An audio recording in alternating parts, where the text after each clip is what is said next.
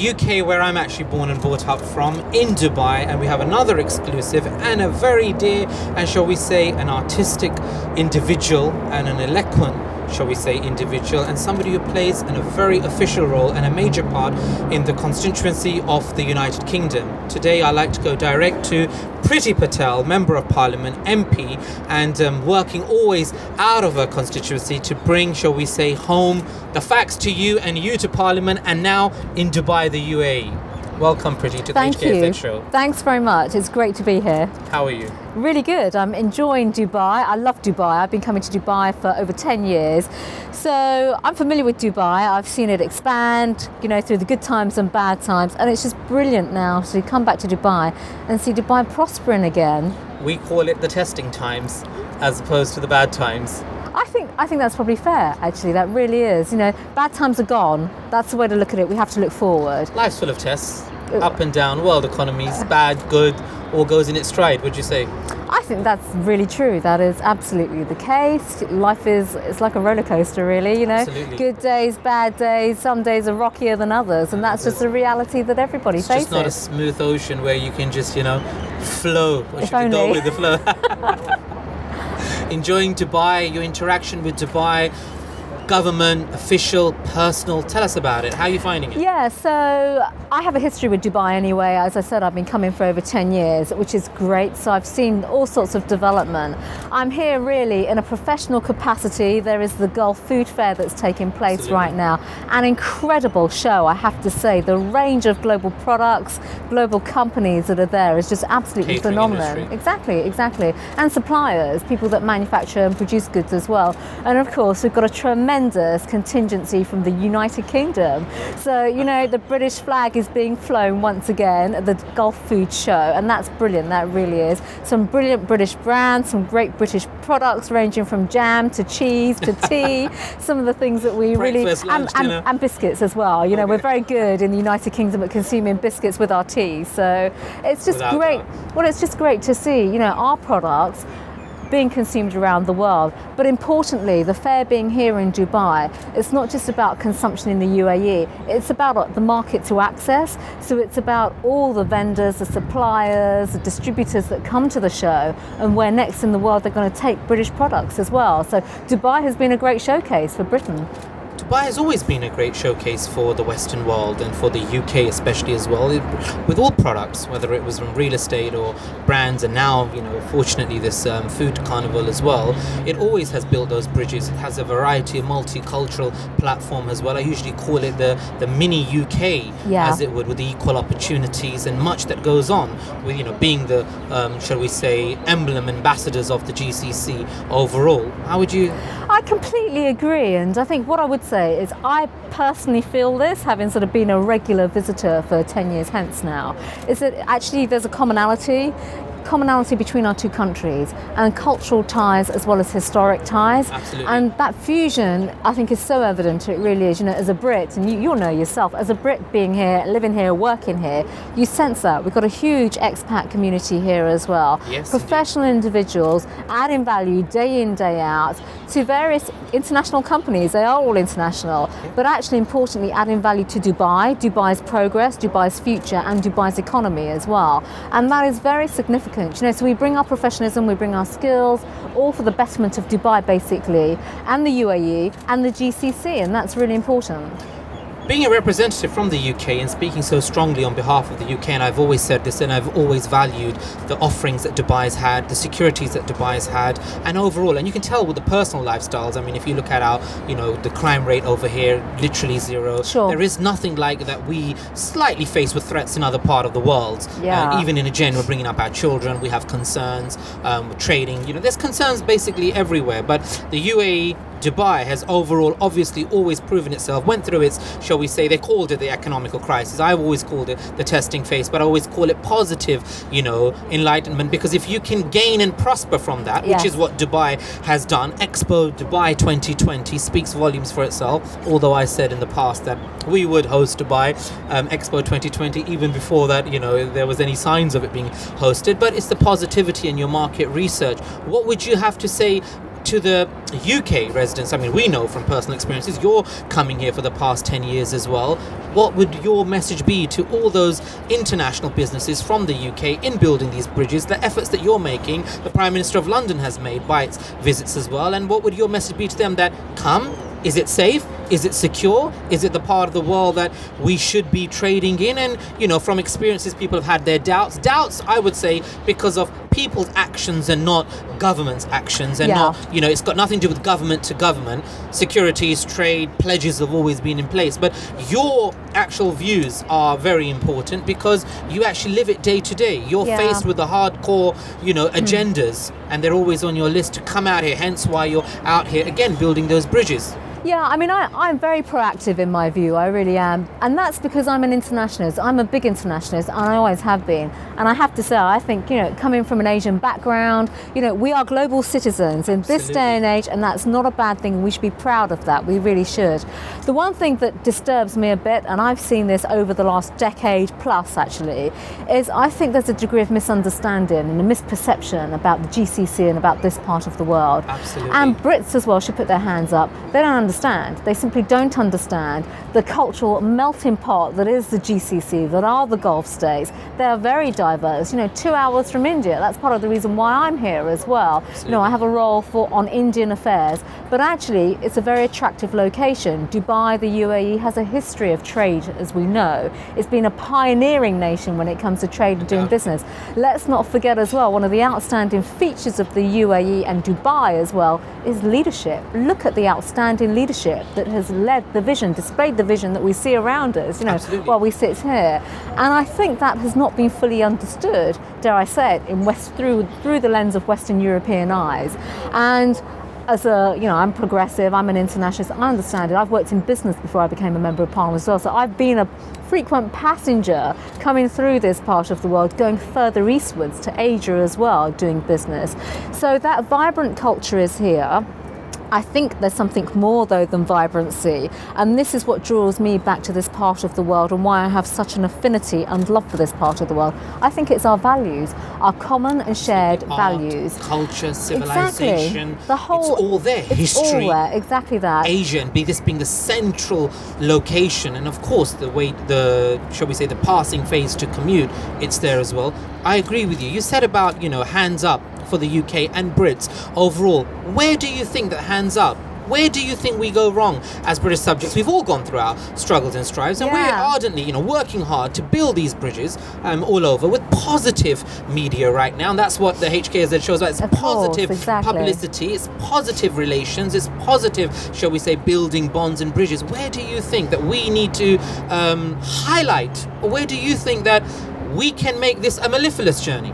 Well, I think there's a great story to tell here. I really do. Sure. And not just in Dubai. This is again across the UAE, so Abu Dhabi, but other GCC countries, as we know. You know, we know that they've all got challenges, but actually they're all doing amazing things. Look at their economies. Look at the strategies that they have for the diversification of their countries, their economies. They think about the future of their people as well, their populations, whether it's through education, whether it's through growing different sectors, different professions, you know, developing new partnerships as well. That's right. Education's a very good example. You know, we have lots of educational partnerships that take place with the United Kingdom and various countries in the GCC. There's just so much more that we can do and we should be doing.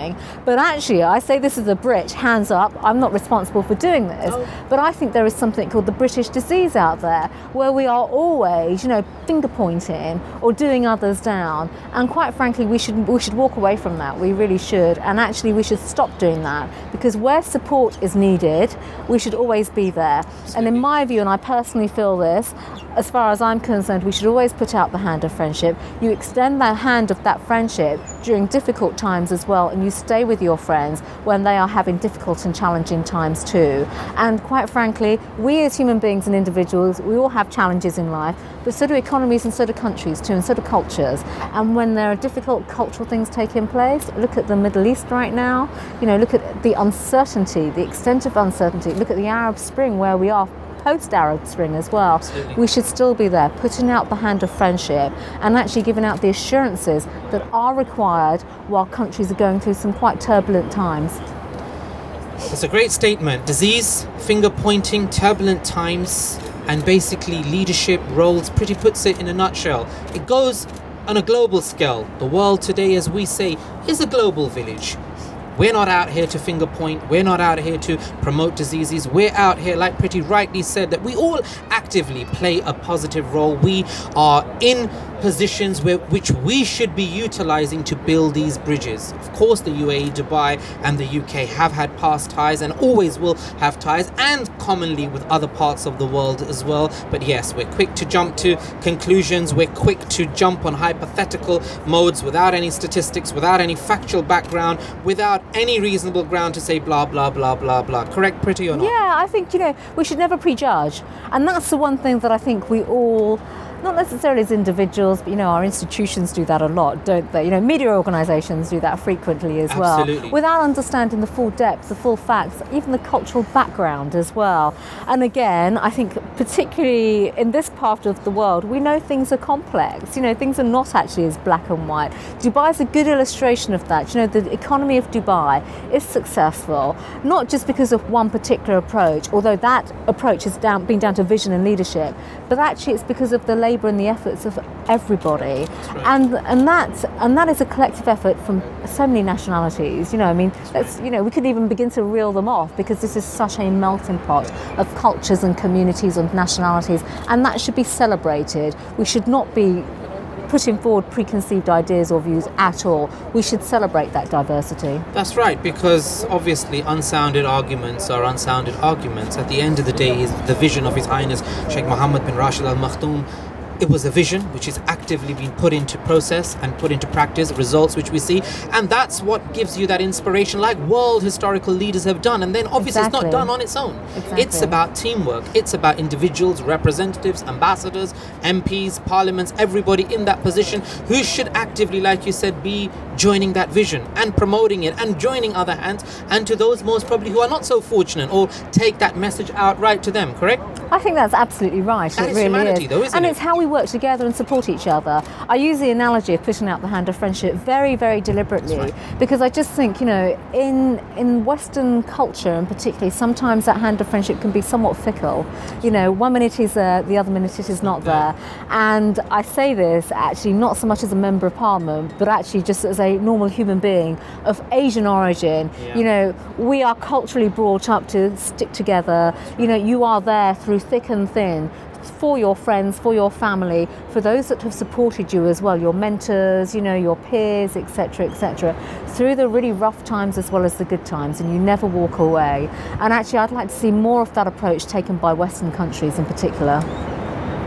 Priti speaks so profoundly there on human etiquettes, which is what I was going to come to. But right now, we're going to come back on the same note. Stay tuned. See you right after the break. Those of you who have just tuned in, Nasir here on the HKSZ show with Priti Patel, Member of Parliament, MP from London. Need to say, we're not by the River Thames here or by the house. We are here in Dubai, Jumeirah. Stay tuned. See you right after the break.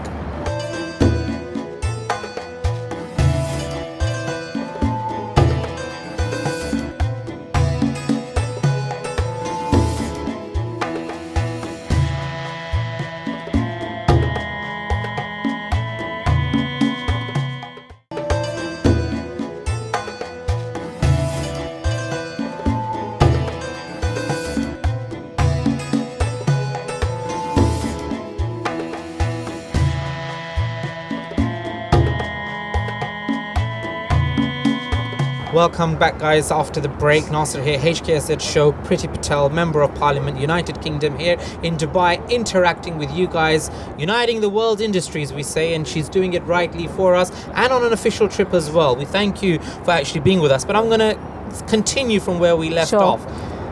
Human etiquettes we were talking about. Don't you think, touching base, we're talking about Parliament, talking about Brits, talking about the UAE, the GCC, everything overall.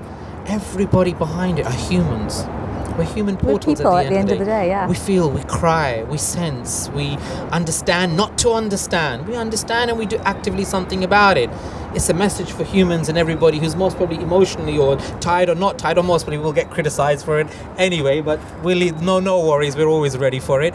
So what's the message for humans? Don't you think, Priti, we've lost our human values? Don't you think that today life and we've headed towards more of technology and rather than history, and more engaged in other matters and lost our values? Where do we foresee, if that is the case, our future generations? Do you know, it's really interesting, and I think that's almost like the $100 million question, if I may say so. Yeah, absolutely. You know, values are part of our culture and our cultural origins. I mean, I've always strongly believed that, I really do. I mean, I take great pride in family values, you know, sense of community and a sense of tradition. So those are my own personal values, and actually they differ from individual to individual. But speaking as a politician now, what I've really observed, I've only been a member of Parliament, this is year 4 for me. So, you know, I worked in business before, and, you know, of course, that's quite automated because that's all technology, you're travelling, you're doing, it's transactional, basically. But in politics is fascinating because it's about people. Politics is, in my view, always about putting people first, putting your constituents first, for example, doing the job of representation. But what's fascinating to see now is, I guess, through media and how media has changed, social media, digital media, technology, etc., and how, although there are individuals behind it, how they can fuel just so much negativity without recognising, and this comes to your point of criticism, without recognising that at the end of the day, that's an individual, that's a human being, that's a person that you're criticising. Even though that person that's making those remarks, those judgments, those wrong Chinese judgments, whispers. ill-informed judgments, dare I even say, are based on third-party hearsay or prejudice, dare I say it, or even worse, bigoted views, you know, or a particular point of view, racism, you know, let's be very honest. I mean, that does exist. It does. So these are the sort of points of reference. I mean, as a politician, I see that every single day. Look at Twitter, for example. You know, thankfully, I've not looked at it over the last few days, but actually on a normal day, it's just full of hateful points and comments by people I don't know, you wouldn't know, I've had no interaction with them, but they're basing their remarks ill-informed for a range of reasons, most of which I think are prejudiced. I agree with prejudice. Lives are ruined because of that prejudice. Absolutely 100% nailed it on the coffin. Ill judgments without any foundation whatsoever. We've presumed, we've judged, and it opens the can of worms to a whole load of illicit conduct, which 99% controlled by media looks to be legitimized when it's not legitimate, because you've pried into 90% hearsay, which is not based on any foundation whatsoever. You've gone into somebody's, whether lifestyle or whatever, not forgetting the fact that you yourself are immortal and you yourself have come on it with no evidential basis. But the aftermath effects are that whoever you're targeting or pointing at, you've ruined them. Yes, because exactly. 90% who's watching you out there is going to believe in what they think that you are the, shall we say, the voracious body of truth, because you're carrying that media representation. Hence why, not only on a personal scale, but the Middle East and GCC is always focused, but at the end of it, all we have is an apology or a cover-up that this is what went wrong, and 99% after a whole lot of negative publicity, whether it's an individual being targeted or a country being targeted, or shall we say it's an overall, you know, world, shall we say, promotion as such. What's the consequence? And there's no depth to our understanding. I mean, that's the point. People do not understand. They don't go out of their way to really understand the issues. And they may claim to, but then, of course, they're just misrepresenting the reality and the damage. And it's too late. It is simply too late. And how many of those people can bounce back? Yeah. We went through a similar crisis, being hard. businessmen, being professionals, but not everybody's so fortunate to be able to bounce back. And of course, there's something else at stake as well, which is reputation. You know, all professional individuals take pride in their reputation. They obviously work hard, they're very diligent, they're very focused. But when you have third parties obviously trying to misrepresent and distort views, you know, it's very difficult to get the comeback. But you see, old historical principles, that's why they're always worth. We look into our culture and our adults and all the lessons that we learn, were always that never promote negativity or don't go by what he or she says. Try to get some basis on it. We're far from it. Exactly. Man-made rules and regulations. And you're right about reputation. Reputation can be, you know, just, you know, you could work for it all your life and then it could be ruined overnight. And then not many of those are fortunate like ourselves. We bounced back in a very big way. Why? Because our integrity, our principles were intact. We were focused and we remain focused. And we build those bridges for, you know, even the most needless individual. not many of those are fortunate out there. No, What is exactly, the remedy? Exactly. Well, I actually think it's got to be, it's just recognising actually that at the end of the day, as you said, Nasir, it's about humans. We are human beings, and it's about people-to-people engagement, real engagement, real dialogue, recognising that there is somebody, a person behind the statements, the comments that are being made, and I don't think there's enough of that. And technology is responsible, media is responsible as well. Well, we've taken on the role of positive media. Where do you blend us in with the rest of the media then? Well, now. You have, quite rightly so. I've actually worked in the media industry as well, so Really? There you go. Yeah, exactly, what goes around comes around sometimes, there's no doubt about that. I think media should play a much more positive and constructive role, not just in the day-to-day sort of media presentations. It's actually about education and informing. So Indeed. education, awareness raising, dare I even use this term that politicians have started to use in London a bit, shining a spotlight, on some real facts, perhaps even being edgy and daring to tell a positive story every now and then. Because actually the media that I know, we like to do more negative than positive. Absolutely. So, we've got to break that mould, and we've got to embrace positive stories to actually showcase good advancement, whether actually advancements in technology, advancements in our economy, advancements in our young people as well.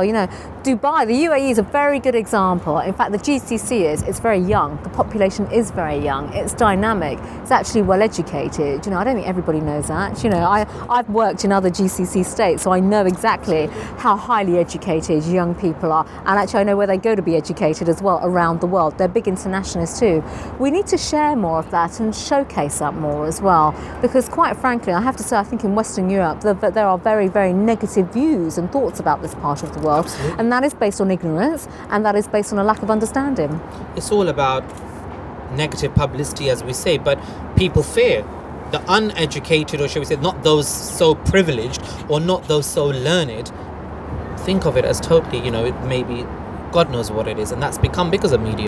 Yeah, and I don't put it down to being uneducated at all. If we think about it, it is a fact. There are plenty of outlets out there to do your research. You can even, Google, as we know, the power of search engines. You can get some facts and stats, as I like to call them.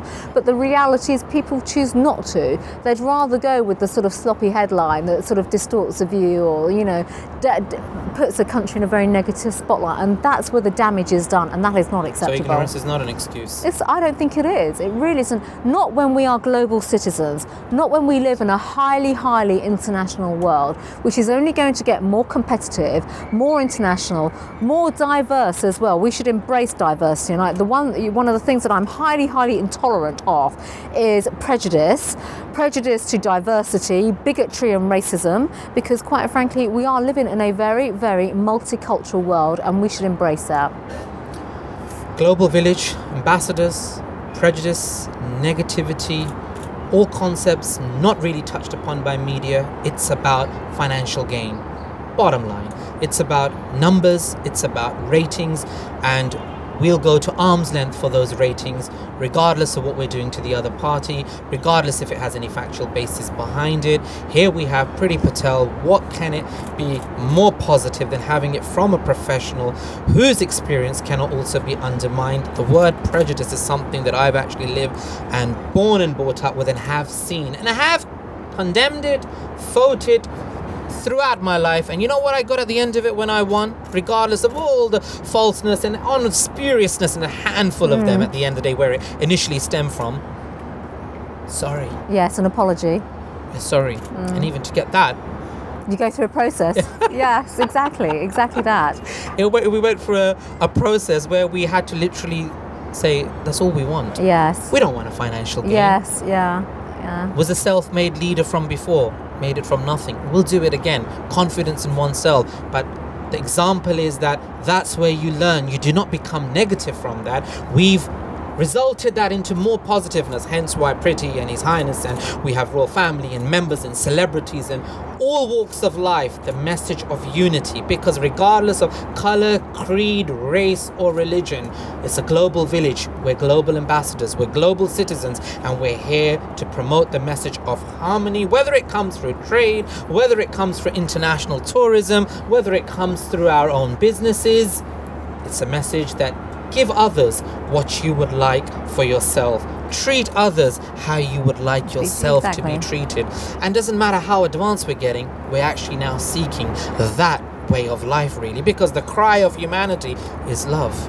We've got people dying around the world. We've got not those so privileged who most probably don't even have the privileges that we do have, being born and brought up in the United Kingdom. And it's about valuing those, shall we say, substances and what life has to give to us. Because on the real world, as science even conforms and confirms, we're going to anarchy, aren't we? Yes, well, it's really interesting. Someone said to me recently, I won't name the part of the world, but I mean, it's just, there is a view that in certain countries or certain parts of the world that there is a disregard for human life. Yeah. And actually, so your comments are so poignant to that, because actually it's all about how we treat each other and how we respect each other. And we've seen, for whatever reasons, I'm not saying it's media, I'm not saying it's technology, for whatever reasons, we just simply do not respect each other. Yeah. It comes back to values, self-respect, those values, those core values about humanity. They've got lost somewhere in the mix, in translation. I don't know why that is. And then, of course, you look around not too far away, look at Lebanon, look at Egypt, look at Syria. You look at the suffering that is taking place there with individuals and with people, and the hardships that those communities are facing. And it'll take them a long time to rebuild. No one should walk away. We should, from a political point of view, from governance, collective governance, in my view, this isn't about one country against another. It is the duty of governments collectively to work to really support those countries during very difficult times. Real support. And it doesn't mean about sort of going in, and this is the one thing that I really do not support, is going in and saying this is what you should be doing. It's actually about humanitarian support, how we support people, how we support individual needs during some very, very difficult times. We're touching base, guys, here on humanity, which has always been a principle. We're human beings. We'll talk about humanity. We'll talk about everything. We'll highlight everything from the successes, from anything that's not right. I will come back on humanity and those poor parts of the world that we Priti has just touched upon. Stay tuned. Nasir here, HKZ show. We'll be talking about Dubai. We'll be talking about the interaction and all the successes to come. The reason why we're saying this, that we're all mortals, we're all humans. Maybe this message will go to a heart that's not present here today with us, and maybe he'll make an action that will breed a reaction, as Sir Isaac Newton says in physics as well. We're lost in humanity, on our basic etiquettes. That's all it takes. And they say charity starts at home, meaning immediately around you. Not that you have to go out there as an explorer and do something on a global scale. The friends, the foes, the associates around you. You may change somebody's life, but you don't know what destiny may have in store for you just around the corner. Stay tuned with Priti Patel from the Houses of Parliament here in Dubai, MP HKZ show. See you right after the break.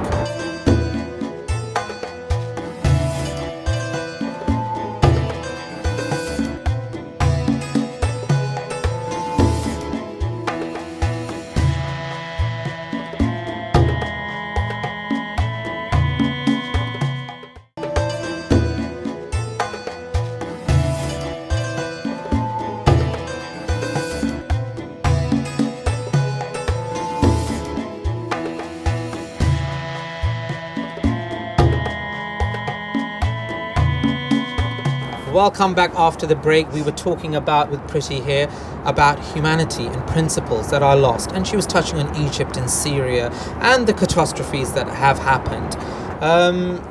I would say loss of human values, loss of human lives. I would say loss of human values, loss of human lives, and it is our responsibility, whether from home or a global scale, to participate, whether it's with a needle or whether it's from support and engaging positively. And you're absolutely right. Not much is done. Not that much support is extended. And I would say people blame that. The blame is politics. They blame politicians. They blame lack of duties for individuals. Dubai, being a centre hub around all these places, has proven itself on a humanitarian scale. Sure. Yeah. Global equality, building relations, building bridges, and it sometimes gets the odd negativity from its own foes and associates alike, something that can be brushed aside. But we should actively be here because we've got the multicultural society. It doesn't matter if you're white, black, Asian, It's irrelevant. You bleed or I bleed. It's red blood at the end of the day. And that's what counts. We all stem from one, shall we say, foundation or another. How would you say that for Dubai? What would you have Well, to do say? you know, I'm a great advocate of Dubai, and I always have been. And the Same appeal for me is it's that diversity. It is a melting pot. You know, to use an analogy, it is really one enormous melting pot. And I think that's what makes it so attractive. It is a range of people. It's a range of cultures. And you know yourself, you can go to any part of Dubai, and you will have pockets of communities. But actually, at the end of the day, they fuse together, they all work together, they support each other, they grow the economy together, they work alongside each other, they eat with each other. That's the right thing to do. You know, that's exactly what makes a vibrant community. Your vibrant community is so safe. I could not walk the streets of London after a certain amount of time anymore, yet I miss those days where you could stand at the bus stop on, the sun setting, and it was so peaceful. Do you know, I mean, without the fear of our elders. But our countries are different in that. So in the United Kingdom, I think we all feel anxious about crime. There's no doubt about that, because no one wants to be a victim of crime. Crime is going down. But our experience, I think, of the United Kingdom with regards to crime can't translate to an experience here, because the systems are very, very different. Very different strictness. We should have similar policies where we should not be giving, shall we say, room for negativity. I'm just talking about, not about the negative side or a positive side of anything. That the beauty of here is that it's relaxed. Yeah, it's the message it sends out. The message of the, shall we say, leaders, the implementations of their legislations. Yeah, I mean, I tell you what I put this down to. I mean, I've observed this over the years coming to coming to the UAE in particular, and both Abu Dhabi and Dubai. Actually, you know the values and you know the rules, and that's important. And you stick by those rules, and there is no scope to deviate. And quite frankly, if you're going to deviate, you'll know that there'll be repercussions. End of story. And I've been very vocal in the past. I mean, I think all communities, and I think it's about individual citizens taking responsibilities for their own actions as well. You as an individual have to be responsible. You know what the framework is, you know what the laws are. You overstep the mark, then obviously something's going to happen. Something's going to happen. Absolutely. Like London. I love London because I'm born and brought up there. I have my natural ties there. London has always been the fresh of, the breath of fresh air. It's a great international city. As soon as the plane door opens, it's like, I'm home. Yeah, do you understand? Whether I'm going home for the weekend, London is London. But we're talking about, not about a country or a specific people here. We're talking about strengthening values which can be taken from abroad, and not to be said that, that's classed for a certain nationality, or that's classed for a certain community. That's where the prejudices come involved, without most probably even realizing that we've prejudiced our own selves by even implementing or thinking on those notes. Do you know what's really interesting? You've spoken about legislation and laws. So there is a lot of cooperation that takes place actually between our two countries on legislation, as you all know. Yes, indeed. So civil, there you criminal, go. Absolutely, Egyptian, exactly that. Historical. Exactly. There's a lot of law that's taken, our laws as well, with customs and the legislation and the civil And there's foundation. new things that are going on as well right now. Look at Dubai courts. Look at the MOUs that's signed between them and the Ministry of Justice. That dialogue is always there, which is positive and it's good, and we should strengthen that. Absolutely. We really should. That was the point I'm saying, that we should be strengthening and taking if something's positive, and not thinking, not on just a British agenda, or not. I'm talking. I'm here. My picture scope here is for humanity in general, not a specific government. It just so foresees that you are here from the United Kingdom and I'm from the UK, and I don't want our viewers to think that it's all about UK and that we're targeting UK, or that we've got corrections to be made. No, it's about generality. That if a legislation can better itself, it should utilise it and exchange accordingly. Not only that, I mean, a lot of UK's legislation is built upon international frameworks as well. So, I mean, that's where the cooperation plus what I would say, plus the enhancements come in as well. So obviously, if policies or legislations are adapted here, then will give greater credence basically to its international standing. I'll give you an example, because I really want it to be as the reasons why we're here. After my prejudices and everything that went on, without naming any people, without naming any bodies or organizations involved, with all due respect, I'm a professional and I hold it in my heart indeed, but I wouldn't prejudice anybody from my side, because that's not my attitude. My line of words were, great lessons were learnt and we hope that this puts us in good stead foot in the future for all those other blah blah blahs we may come up against. So you became a case, basically. You think to yourself that you cry. That's not okay. right. That isn't right. It's at your exploitation. It's at your expense, like we were talking earlier. But at the end of it, it's just beautiful words. But okay, it's happened. But my main concern, will those corrections be made? Yeah. No, I hear you on Or that. will other lives be ruined? People have to go through the same thing all over again. Innocent children, maybe. A lot of things. It opens a can of worms, everything, which we never look at, which are just disregarded because we're in that pompousness and we have the authority to do blah blah. Yeah, well, that's wrong. I think at the end of the day, you know, if there has been an injustice, that injustice has to be made right. It really does. And also, I hate using jargon, but you know, frameworks, structures, all that kind of stuff has to change as well. We have to make sure that the lessons aren't repeated, that we move forward in the right way, in the positive way as well. But importantly, I guess this is why, you know, here and everywhere else, we have legislation, we have policies, we have laws to make sure that injustice doesn't happen and they are prevented.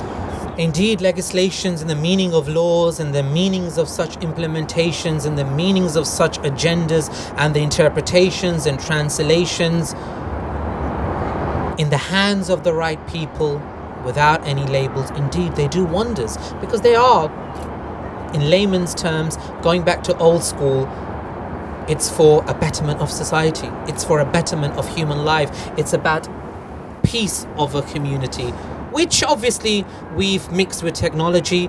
However, our main principle, our main lessons were live, let live, do what you can do for the positive, do not give ear to the wrong, try to look out for what you're about to do, because your actions will breed a reaction, may not directly affect you, may affect somebody else, but what goes around comes around. Yeah. Coming back to Dubai, Priti, what are you doing and how are you enjoying Dubai? What do you do here in your personal time? Because Dubai has so much to offer. It has so many events like the food carnival, like the air shows, the road shows. It's the host city now, officially labeled for Expo 2020 as well. But it has, you know, so much, shall we say, diversity as well, but so much enjoyment, entertainment from the malls, from the cinemas, from the, you know, the walks of the water.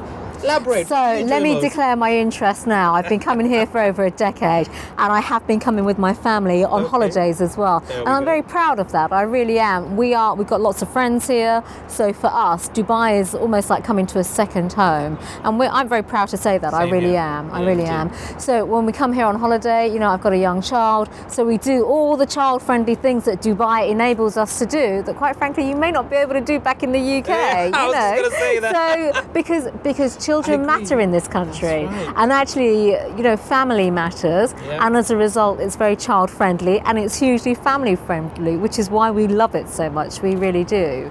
So, you know, that is why I have such fondness. That's why I speak so highly of Dubai, and that's why there's a place in my heart for Dubai as well. I love Dubai. However, I got to add as well, because I just think Dubai is such an edgy place. You know, it's got so much going on. I was told last night that apparently the Rolling Stones passed through here the other day and everyone went mad for them. I hear that Prince Harry was here not that long ago as well, you know, doing great things for charity, I should say, as well. And of course, our Prime Minister, David Cameron, is a frequent visitor here.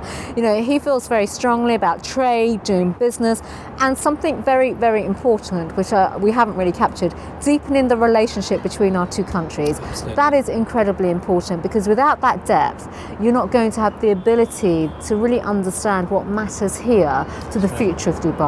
I mean, unless you have that depth, which I think he does have, because he's invested a lot of personal time in developing his relationships, and particularly with His Highness the Crown Prince as well. You know, these are valued-based relationships, they really are. So it's about growing that. And of course, going forward, from a personal point of view, the one thing that I really, really can't wait to see happen is how Dubai gears itself up for Expo 2020. You know, the bid was amazing. And I say this because I followed it all. Yes, you know, I listened to the podcast, I listened and I read the newspapers and everything else. We were excited for Dubai. You know, we were clearly supporting Dubai as well. That is the right thing to do.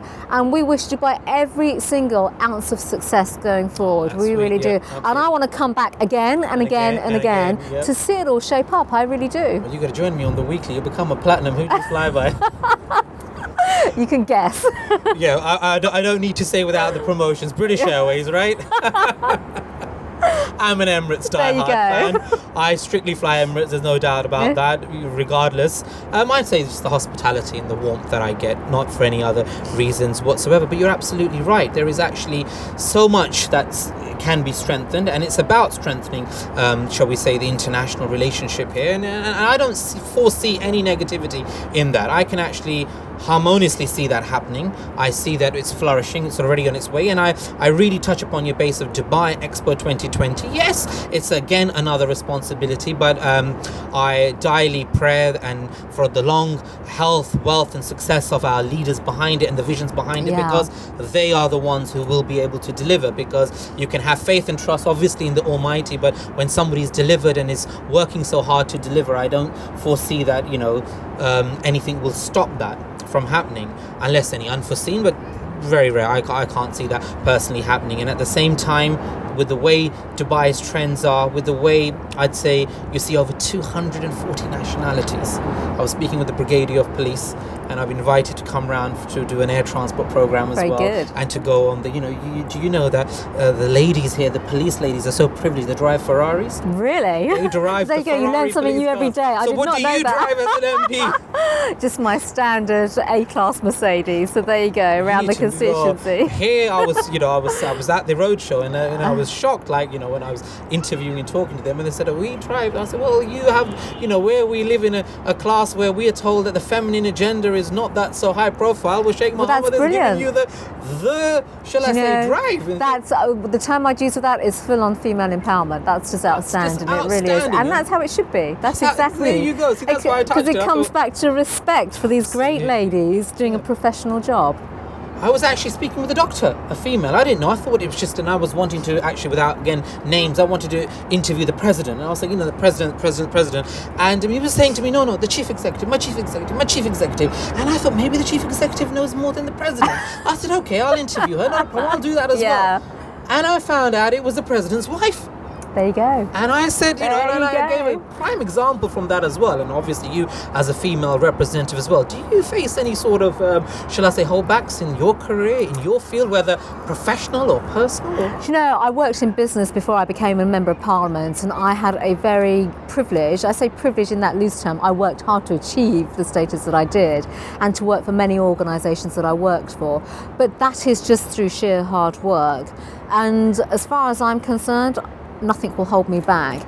People's attitudes people might want to hold me back for all the wrong reasons, and that list could be endless, but that's a problem for them and they can be consumed by that. As far as I'm concerned, I will go as far as my abilities will take me, but I will always be trying to be one step ahead of that, basically. I do feel that I've always had to prove myself. I think partly being a female, partly being Asian, in a very establishment area in the United Kingdom, no doubt has a factor there, which is why I'm always out there working, I think, doubly hard than some others, basically. But as far as I'm concerned, this is what I want to do. I've chosen to do this. My only focus is doing the right thing, doing a good job for my constituents and being an effective and powerful representative.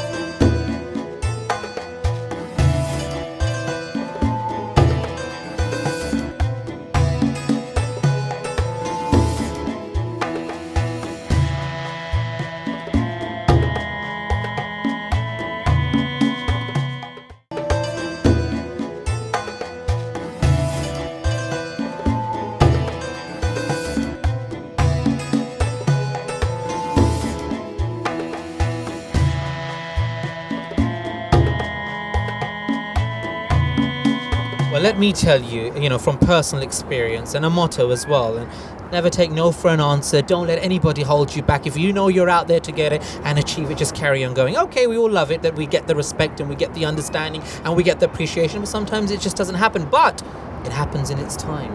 Don't you let anybody let you believe that it doesn't happen or hold you back until you've seen it to the end. Because even when we as mortals give up, something steps in, which we call destiny, and says, There you well, go. there Exactly. you go. And It's sometimes there. things happen for a reason as well. And you see that. Yes. Well, where do you think these dialogues come from? Oh, if that happened, this wouldn't happen. And if this happens and that doesn't happen, which is why they say time is the healer of all Course. affairs. Time is the answer of all solutions as well. But how many of us wait for that time? How many of us have that patience? We're in an impatient society as well. so- Guidelines and principles. Yeah. And they're all there. They're all there from etiquettes of the past, life, and our elders and our adults is for us to find. But there's somebody with you guiding you who takes you there. So that's just a little inspiration. Likes and dislikes, Priti. Well, in generally. Generally. In general, likes and dislikes. Chuck them all in. Well, no. I mean, I like to think that I'm quite a progressive individual, so I'm very open-minded. And I think one of the things that I really don't like is intolerance and narrow-mindedness, basically. Sure. And Just a lot. you can imagine, in my line of work, I hear all sorts of things. I meet all sorts of people. Tell me so. about it. I try not to be judgmental, but sometimes you do have to take people at face value as well, and you learn from that. I've learned a great deal in how to deal with people as well from that, but never judgmental. So really, my major dislikes are all those sort of negatives that, about how people reach the wrong conclusions, about perceptions, about barriers, basically, as well. But at the end of the day, I want us all to be prosperous, to be successful, to reach our full potential. Doesn't matter which country you're in, actually. Absolutely. We live in a very international world. That's a fact. We live in a competitive world as well. Absolutely. So, various economies, they're going through ups and downs. While the United Kingdom, we say this all the time, we've got to pull our socks up, We've got to raise our game because the competition is fierce. I've been doing business over the last 10 years prior to becoming a Member of Parliament, mainly in this part of the world. Europe was going downwards. That's just a fact of life. We were not edgy enough. We were not dynamic enough. We were not competitive enough. So, actually our focus now has to be on positives, pulling our socks up, raising our game, and actually I think being positive, more empowered, more inspired, and actually taking this view that we can do things, we can get on, we can be better, we can go forward. Well, I hope more individuals like you take that on board, and before a certain party leaves and another one comes in power, that a lot of changes are made, that it makes it that much more difficult for the negative party to make any changes for the positive hard work and input that you've left behind, because that's what it stems from. That's what it's all about. And I think actually there's not enough recognition of working together for a greater collective good. Politics is the epitome of this. It's a bun fight. It's one person doing another down. Yeah. It's one party doing another time. It's aggressive. We're adversarial. Our system is adversarial, sure. But actually, then you've got sort of like coming out of left field, other factors, another conduit for more discontent, for more negativity, as opposed to being much more outward looking, saying, well, where do we want to go? Where do we want our place in the country to be? Where do we want our place in the world to be? That's where it starts from. World starts from yourself, doesn't it? It's what you are.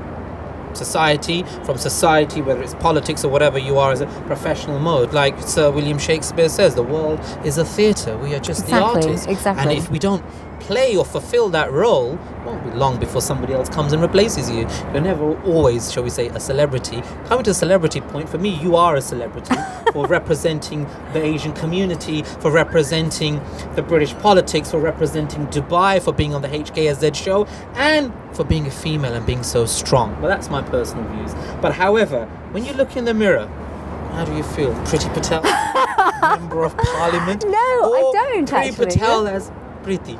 Yeah, very much as myself. Okay. And that's important. I think whatever you do, if you are successful, whatever, if you're a professional, it doesn't matter what field of work you're in, being professional, having a good reputation, but actually being grounded, having what I call old-fashioned hinterland matters, it really does.